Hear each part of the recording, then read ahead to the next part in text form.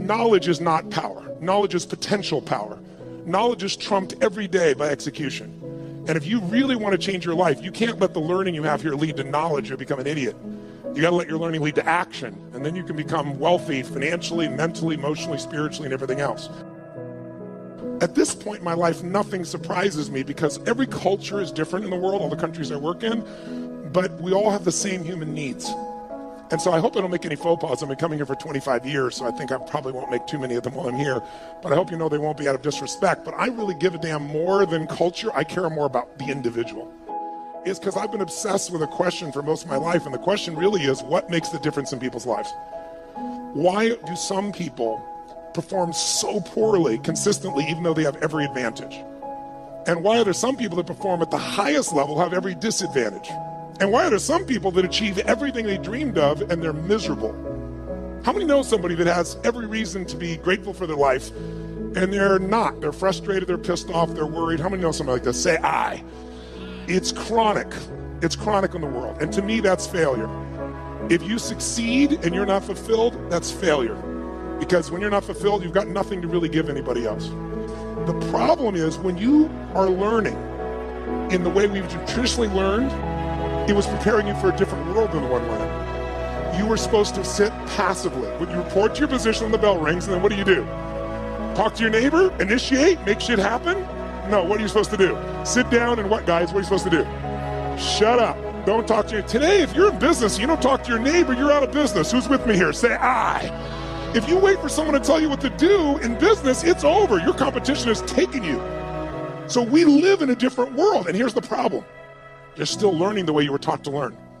So right now, you're all being very nice to me. I have no complaint. You're being very sweet, but you're sitting in a passive state. And let me explain why that's difficult. Who's ever done this? How many of you have ever gone to an environment where you learned something? Could be a university environment, could have been a business environment, could have been a seminar, and you learned something you truly thought was extremely useful. It wasn't somebody selling you. You're like, this is good stuff. This will change my business. This will change my life. And you were excited about it.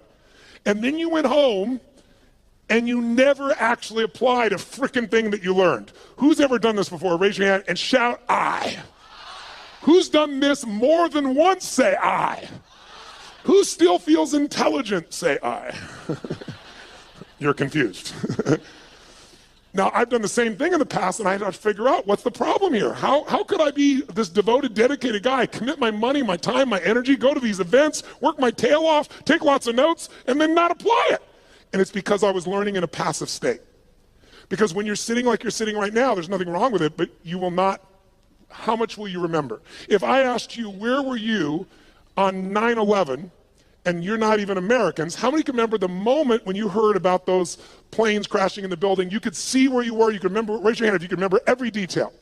Wow, tell me where you were on 8/11. You know why? Information without emotion is rarely maintained. If there's enough emotion, if on 8/11 you met a special person in a special place and had a special experience, you might remember that because there's a different level of emotion. So one of the things we want to do is when you're learning in the traditional sense, there's not enough emotion in your nervous system. There's not even enough emotion, there's not enough energy. If there's one thing we have to be successful, I'm wasting my time and I'd be wasting yours if all we do is continue to talk this way. The reason is it might be interesting. As we go through some of the strategies, you'll probably be excited, write them down. But in this level of energy, here's what happens. Whatever state you're in when you're learning, it gets linked to what you're learning. So if you're sitting here and you're really comfortable and you're kind of enjoying this and going, well, this is pretty good, or wow, that's really interesting, or that could be really valuable, or damn, he has big teeth, or whatever you're thinking right now in your head. If you're doing that in a passive state, then later on when you go to do something, you go, yeah, I'm really going to do this. This is really going to happen. And there's just no energy for it. So the less energy you have, the less likely you follow through and use something. How many follow here? Say I. And so, but some of you might say, yeah, but Tony, I've been here 2 days and it's great to be here with you, but I'm a little tired. It's late in the day, that type of thing. What you got to understand is this, as a business owner, as a professional, as somebody who's going to be the best in the world at what you do or believes that you are, there's nothing more valuable than energy. Nothing moves without it. And the lower the energy, low energy, things break down. High energy, you can build, you can create, you can do anything. Energy has nothing to do with age, food, sleep. It's something that comes with a psychology. Without the energy, anything else I'm going to talk to you about is a waste of time. So you and I need to establish a new standard for energy. Now, here's what I want to talk to you about. You have all these things you want me to give you in the next 2.5, 3 hours. Just make me rich, make me happy, give me lots of sex, make sure that I feel totally confident, grow my business 100%. I'll give you a couple hours. Go for it, kid. So here's the truth. Tell me if I'm right or wrong about this. You tell me. If I were to take all the things that you say you want and I was to generalize them up into a deeper, richer concept of what you really want, you don't just want these individual things like lose weight or have more energy or make more money or have a better relationship. How many would agree what you really are after is an even more extraordinary quality of life? That you want, as great as your life may be, you want more joy, more passion, more aliveness, more impact, more success. Who can relate to this here? Say I. Then in order to create an extraordinary quality of life, we have to define it. So what is an extraordinary quality of life? What would a magnificent life be? It's not for me to define. It's for you to define on your terms. To me, an extraordinary life is life on your terms. What would it look like if you really, truly, without bullshit, without exaggeration, could look yourself in the mirror and say, holy shit, look what I created. Look at the life that I've created. Now, some of you truthfully could do that now. You just don't do it enough. But I know you want more, so let's look at how to do that. I would say to you, there are 2 master skills. I invite you to write them down. 2 fundamental skills that you have to master to have an extraordinary life that lasts. It's like getting rich. Anybody can get rich. Staying rich is a different thing, right? And I don't just mean financially rich. I mean emotionally, spiritually, physically, relationship rich, all the riches that are available to us. What are the 2 skills? The first skill is the science of achievement. The science of achievement. And notice I said science. The reason is because achievement is a science. And anyone can learn it. It doesn't matter your age, it doesn't matter your background, it doesn't matter anything. The only thing that limits you is limiting beliefs. But once you figure out the science, for example, I just spent the last 4 years interviewing 50 of the most brilliant financial minds on the planet. All people who are not part of the Lucky Sperm Club, meaning they actually earned it themselves. They started with nothing, and they built billions of dollars, and I want to see, was there common denominators? And there were. And if you practice what they teach, which is what I put into a book, if you do it, there's zero question what you do. I applied what I've learned the last 4 years and tripled my net worth, which was already extremely high. And it all just came from applying what I learned. Because I went to the very best on earth, success leaves clues, figured out what they're doing, did it myself, and I teach other people too as well. Your body, we're all unique biochemically, but not that unique. Meaning there's certain fundamentals related to health, vitality, and energy. There's certain laws. If you violate those laws, you're gonna have low energy and you're gonna have dis-ease in your body. That's what disease is, dis-ease, right? If you align with them, you're gonna have enormous amounts of energy and you're gonna have an extraordinary life because you'll have the energy to make it happen. But those are principles, there are laws. You violate them, you pay the price. Whether you like it or not doesn't matter. Your beliefs don't matter. What matters is those are the rules. Now, all of you in this room, my bet is, have achieved a hell of a lot, or you wouldn't even come here. The people that need something like this event the most rarely come. The people that are already successful, to some extent, they want more. They've got momentum, that's why they come. But let's point out real fast what does it take to achieve. I want to give you what I believe, and you tell me if this is right or wrong, and maybe the best way to do this is to measure it. So I want you right now to think of something that you've achieved in your life that once seemed difficult or impossible to you. Something that once seemed like it was a pipe dream, like it would be impossible, but today it's in your life. That might have been starting your own business and now you have it. That might have been a person you wanted to go out with, you're hoping they'd say yes to going out, you're hoping you'd kiss them, you're hoping you'd make love to them, and now you're married to them, good morning, and you're gone. Law of familiarity, right? But it was once a dream, it was once like unbelievable, it seemed impossible. Maybe it was earning a certain amount of money. Maybe it was something simple like, how many of you when you were really young, there was a car that was like, or maybe even today, there was a car that was a symbol to you of freedom or success or something. Anybody have a relationship like that, something, right? So you wanted it, and it seemed impossible, and then you made it happen. How many can think of something right now that once was impossible, and it's in your life today, solid, you made it happen? Let me see your hands, say I. Then here's what I found. The best way to figure out how to duplicate success is to study how you've already done it. So think of that situation that once seemed impossible. It's now in your life. When it was impossible, What made it go from impossible to your life? Think about it. Well, what did you do to take this thing that seemed impossible and now it's in your life? But I would argue to you that there's 3 fundamental steps that everybody goes through at a minimum. If you took something once seemed impossible, it's there. And if we recognize what they are, you can go back to it and you know it works because you've done it before. And you can apply it to anything.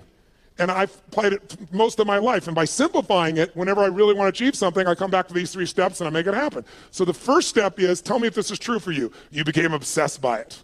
This thing you wanted, you didn't just want it, your hunger for it got stronger. Your desire for it got stronger. She's smiling, yes. Was it him? Good, I like that. Lucky man, right? But you had this hunger, you had this desire, but it's a hunger and a desire that wouldn't go away. People always ask me, one of the most common questions I'll get asked by people in the media is, Tony, is there a common trait? Because, I coach all these multi-billionaires now at this point in my life. So I've got guys that have now I've coached them, but they're now my friends. So people, like, to give you an idea, Mark Benioff, who started Salesforce.com from 0, and they're going to do this year $8 billion. And he did it right out of one of my seminars. Came up and told me, you convinced me, I'm leaving my company, I'm going to start this business, I'm going to apply the principles you taught. He said it's called Salesforce.com, I'm leaving Oracle, we're going to do $100 million. He thought that was big. Now they're doing $8 billion. But I'm coaching these people. Or to give you an idea, Sir Richard Branson. Richard's a good friend of mine, 400 companies he has. And you say, what do these people have in common? A Steve Forbes, what do they all have in common? What they have in common is hunger. A hunger that doesn't go away. Most people are hungry because things are uncomfortable, they don't like how it is, and they go to try to fix it, or they lose weight to get in the bikini for a month or whatever it is, but the hunger doesn't last. The people that are most successful on the face of the earth, I think intelligence is one of the most valuable things a human being can have and develop. But how many of you know somebody who's incredibly smart and can't fight their way out of a paper bag, right? So intelligence is not enough. What's going to make you maximize your ability is hunger. A hunger that doesn't go away. So in the area where you achieved, your hunger was sustained. You got hungry, you got desirous, but you didn't let it go. How many can relate to this when you think about this item, this situation? You were hungry, you were driven, and you wouldn't let it go. How many can relate to this? Say, I. And because you had that hunger, what did it do? It gave you the drive to do something, which is the second step. Once that hunger is strong enough, it'll pour you into action. So step 2 is you got to take massive what? Write down massive action is the cure-all. We all know it, but we forget it. People say, I don't know what to do. Here's what you do. Try anything. I don't know where to start. Throw up a rock, wherever it lands, start there. The next person goes by, go, I need to talk to you. You're the first person after the rock. Whatever it takes, you can get them going. But what people do is they think they have to know the answer. What they really got to do is get into action. But it's step 2 has 2 parts. Take massive action and effectively execute. Because if your goal was, let's say, to see a sunset, that's your whole goal, and your plan is you start taking action by running east looking for that sunset, I don't give a shit how positive you are. I don't care how much you believe, I don't care how enthusiastic you are absolutely not going to get the result because you have the wrong strategy, right? So you have to effectively execute. But if you take massive action and what you're trying doesn't work, what should you do? If you have this big goal and you're on fire for it and you're going to make it happen, and then you try something that doesn't work, what should you do? Try something else. And what if that doesn't work? What should you do? And what if that doesn't work? What should you do? Come on, guys. If that doesn't work, what should you do? If that doesn't work, what should you do? If that doesn't work, what should you do? I'll give you an example. How long would give your average baby, your average child, to learn how to walk? How long would you give your average child before you say, hey, stop, you're just not a walker? You go, what are you, crazy? My kid's gonna keep trying until he or she walks. Magic formula. No one or almost everyone in the whole world walks. But watch, how many of you like to sing when no one's around? How many sing you sound like hell? Let me see your hands. Why aren't you a singer? Because early in your life someone said, that's horrible, shut up. That's terrible, don't do that anymore. You're not a singer, and you believe them. Instead of keep changing your approach until you became a singer. There's nothing you can't create. If you're hungry enough, if you take enough massive action, and if you keep changing your approach until you find the way to effectively execute. Now, there is a way to speed this up, and that is to model someone who's already getting the result you want. Why reinvent the wheel, right? If you find this woman is able to have this incredible relationship with her man and she doesn't bitch about him all the time, they're in love, they're passionate for each other, she's not lucky. You want to find out, what is she doing differently with her man than you're doing, right? What's he doing differently with his woman than you're doing? Because if you find that out, you're going to find out it isn't luck. There's something underneath it all. And once you know what that something is and you effectively execute, then you only need one more thing to achieve what you want. And that's grace. Or some people call it God. Some like to call it luck. But there is an amazing thing I've learned in my life. The harder you work, the more focused you are, the more committed you are, the more flexible you are, the more grace tends to come to you. And the more you acknowledge grace in your life, that no matter how hard you and I work, there's still grace that we've been born in this time in human history. I mean, there wasn't a better time in your life or any lifetime to be an entrepreneur than there is today. There's more resources available at your fingertips, it's in your pocket, for God's sakes, than ever existed in the history of the world. And it's going to change every aspect of your life, and you want to be ready to take advantage of that. But it's really hard to take advantage of things when you're busy not noticing all the grace that already exists. I found when you acknowledge it's there. Who can align with this? Who's ever felt that sense of guidance or grace in your life? Pretty beautiful. So to achieve, that's really all it takes. How many of you did these 3 steps? How many of you became obsessed about this thing you wanted and wouldn't let it go, and your energy built and your desire built, and then you took massive action, and you didn't know what the hell you're doing, but you've maybe changed enough times till you figured it out, and some grace came to you and it worked it out? Who's done this before? Say I. Then I'm here to tell you, whatever's not in your life today that you want, go back to those 3 steps. As basic as that is, that's all it takes. And we make it so much more complex in our minds. And that's why most people don't achieve. They get fearful because they make it bigger than it is. And you can speed it all up by doing what I've done throughout my life. Go find someone who is the best in the world at what they're doing and suck out of their brain whatever they know. But there's a second key lesson. Because how many of you have ever done this? How many of you have ever achieved a goal that you worked your tail off to get to, and then you achieve the goal and your brain said, is this all there is? Who's had this experience before? Say I. Isn't that a brutal experience? I'd rather fail because, if guys like you and I, ladies and gentlemen in this room, were to fail, you don't accept failure, right? You just get up and try something else. So failure is actually better because you could still succeed. When you succeed and you're not happy, now you're what I call technically screwed. That's demoralizing because you worked your guts out and you achieved it and you're still not fulfilled. So the second lesson, I believe, is even more important. And this lesson, if you can take it home tonight, I'm telling you, will change your life more than anything else I know. And I know it from 39 years of working with people, including myself.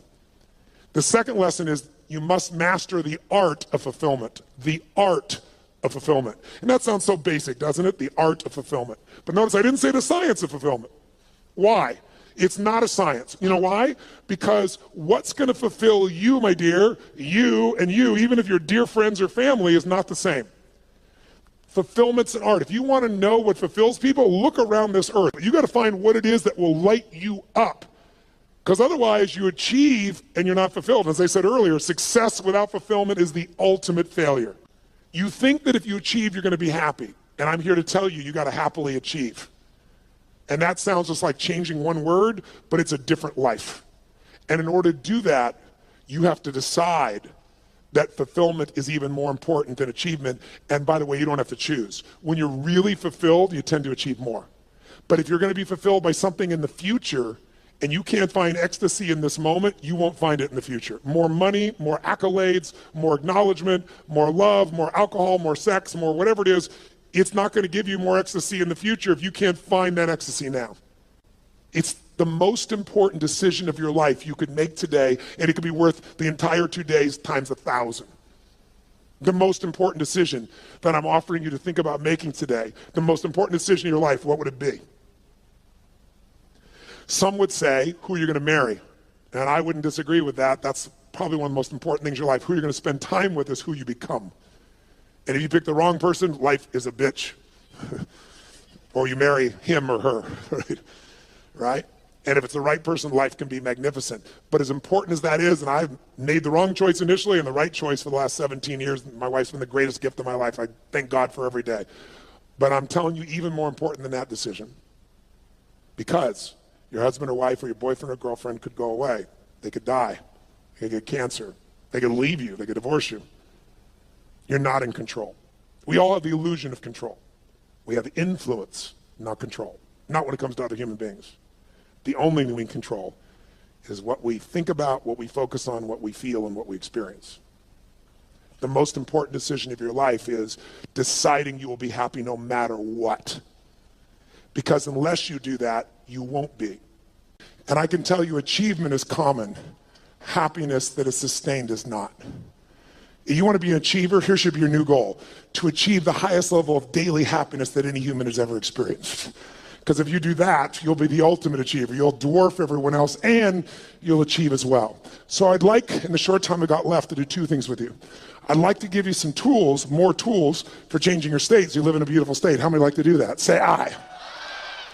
Now I know many of you, about 35 or 40% of you came here primarily with the idea of business and business opportunities. So why am I talking about these items?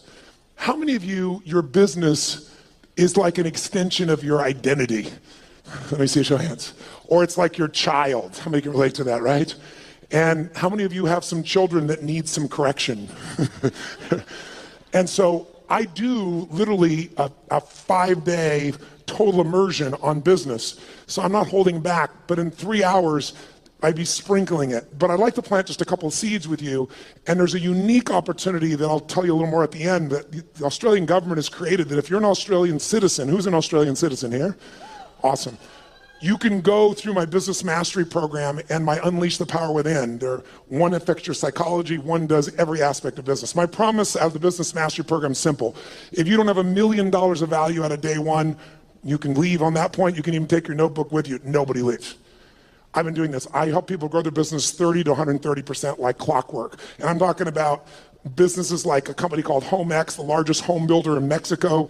They directly relate to us. $750 million of increase in the last 24 months.